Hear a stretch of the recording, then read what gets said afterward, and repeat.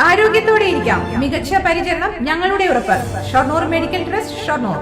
ആനക്കരയിൽ ആളില്ലാത്ത വീട്ടിൽ വാതിൽ കുത്തിപ്പൊളിച്ച് മോഷണം. ആനക്കര പഞ്ചായത്തിലെ പുറമതിൽശ്ശേരി പ്രഗതിയിൽ പത്മനാഭന്റെ വീട്ടിലാണ് മോഷണം നടന്നത്. തൃത്താല പോലീസ് അന്വേഷണം ആരംഭിച്ചു. കഴിഞ്ഞ ഞായറാഴ്ചയാണ് വീട്ടുകാർ ചെന്നൈയിലേക്ക് പോയത്.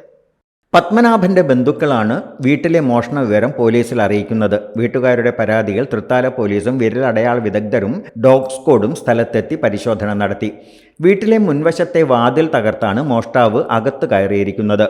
വിലപിടിപ്പുള്ളതൊന്നും സൂക്ഷിച്ചിരുന്നില്ല എന്നാണ് വീട്ടുകാർ പോലീസിനോട് പറഞ്ഞിരിക്കുന്നത്. വീട്ടുകാർ എത്തിയാലേ മറ്റെന്തെങ്കിലും നഷ്ടമായോ എന്ന കാര്യങ്ങൾ വ്യക്തമാകൂ. CCTVയുടെ DVR നഷ്ടമായിട്ടുണ്ട്.